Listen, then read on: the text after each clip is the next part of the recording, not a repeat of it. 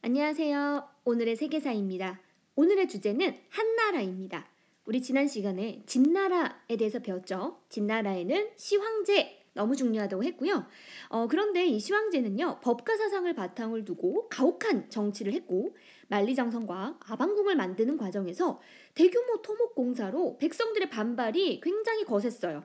결국 시황제가 죽고 각지의 농민들이 반란이 일어나면서 진나라는 15년 만에 멸망하게 됩니다. 자, 그러면서 이 중국은요 굉장히 혼란스러운 시대를 겪게 됩니다. 그 과정에서 다시 중국을 통일한 나라가 등장하는데요. 바로 한나라가 되겠습니다. 그래서 한나라의 고조가요 초나라를 무리치고 중국을 재통일하는데요. 기원전 202년입니다. 이 과정은요 초한지라는 중국의 굉장히 유명한 역사가 있는데요. 그 과정을 여러분들이 아마 만화로도 접한 친구들이 있을 거예요. 그래서 혹시 관심 있는 친구들은 꼭 살펴보시기 바랍니다. 자, 이러면서 이제 한나라가 중국을 통일했는데요. 이때 수도 그 왕이었던 고조는요. 넓어진 땅을 어떻게 통치할 수 있을까 생각하면서 수도와 가까운 곳은 군현을 둡니다. 그래서 황제가 직접 다스려요. 이거 무슨 토지제도였죠? 그렇죠. 군현제였죠. 반면에 너무 멀리 있는 곳은요. 왕족이라든지 또는 공신, 믿을 만한 신하를 두고 제후를 보내서 다스리는 제도, 바로 봉건제입니다. 이거는 왕족으로 고칠게요. 그러면 군현제와 봉건제 성격이 둘 다 가지고 있네요. 이런 것을 우리는 군국제라고 합니다. 자, 이런 군국제를 바탕으로 한나라의 고조는 영토를 다스렸는데요. 이 군국제에서도 역시 부족한 부분이 있었어요. 자, 그러면서 이 군국제의 아쉬움을 보완하기 위해서 이 전성기가 되는 왕은 한나라의 무제입니다. 오늘 너무 중요합니다. 그래서 한해 무제 때 국력이 굉장히 팽창해졌고요. 이 군국제의 아쉬움을 보완하기 위해서 전국을 군현제로 다시 확대시킵니다. 그래서 왕이 직접 다스리는 군현제를 통해서 강력한 왕권을 유지하고요. 그리고 전성기를 이루었다 생각하시면 됩니다. 자, 이때 강력해진 왕권을 바탕으로 북쪽에서 계속 침략했던 흉노를 정벌하고요. 남쪽으로는 베트남을 점령합니다. 그리고 우리나라에도 영향을 미치는데요. 바로 고조선을 멸망시킵니다. 영토가 굉장히 넓어졌죠. 그래서 이 고조선을 멸망시킨 다음에 군을 설치했다고 합니다.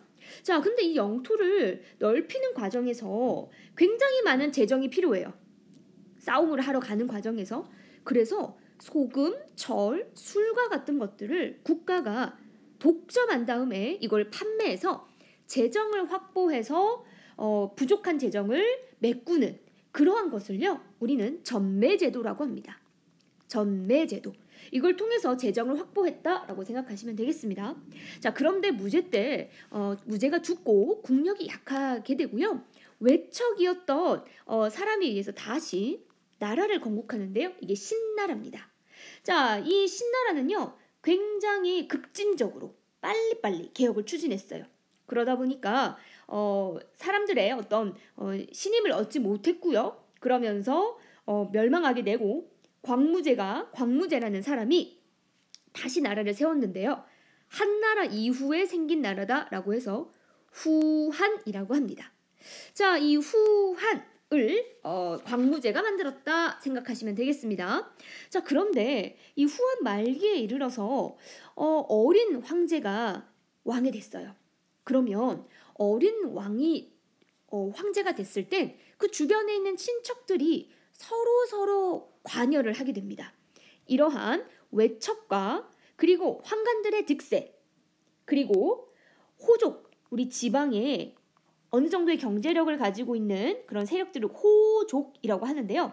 이 호족들의 횡포 그리고 이 호족들이 그 지방에 있던 농민들을 굉장히 힘들게 하게 되죠. 그래서 농민들의 봉기로 인해서 황건적의 난이 일어나게 되고 결국 후한은 멸망하게 됩니다. 그러면서 나라가 세 개로 분열되는데요. 위, 촉, 바로 삼국시대로 분열하게 된다. 기억하시면 되겠습니다. 자, 그런데 한나라 때 우리가 기억해야 될 여러 가지 문화들이 있습니다. 한나라는요, 바로 중국 문화의 기틀을 마련했다라고 평가를 받는데, 한나라 무제 때 우리 그 춘추 전국시대 때 여러 사상들이 있었죠. 그 중에 한 무제 때는요, 유학을 통치 이념으로 삼습니다. 자, 그런데 우리 시황제 때는요, 법가 사상을 중요시 여겼죠. 그러면서 유교를 굉장히 탄압했어요. 그래서 이 유교가 굉장히 흩어져 있었고, 그때 흩어져 있던 여러 유교 경전들을 다시 취합합니다. 그리고 다시 해석하는 과정에서 새로운 학문이 만들어지는데, 이를 우리가 훈고학이라고 합니다. 이러면서 유교가 굉장히 발달하게 되었고, 이 유학을 바탕으로 국가 통치 이념으로 세웠다. 그리고 유학과 지식, 교양을 갖춘 사람을 관리로 선발했다. 이렇게 유학을 굉장히 강조했다. 중요합니다. 그리고 제지술이 개량이 되면서 종이를 보급하고 학문과 사상을 발전하는데 더 많은 기여가 되었다. 자, 그리고요, 우리 아까 이 무제 때 굉장히 많은 영토를 확장시켰다라고 들었죠. 그 과정에서요, 장건이라는 사람을 서쪽에 있는 지역으로 파견을 보냅니다. 페르시아나 인도 쪽으로요. 자, 그 과정에서 중국의 비단이 유럽으로 전파되기도 하고요. 인도의 불교가 중국으로 들어오는 과정에서 동서 문화가 교류되는 그러한 길이 만들어지거든요. 그런 길을 우리는 비단길이라고 합니다.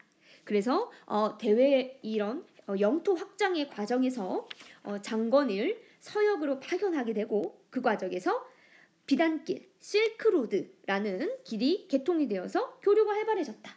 이렇게 기억해 주시면 되겠습니다. 자, 오늘의 복습 퀴즈 나가겠습니다. 자, 수도와 가까운 곳은 군현, 먼 지역은 제후를 보내렸던 다스린 제도. 역시 댓글 남겨주시면 되겠습니다. 네, 이상입니다.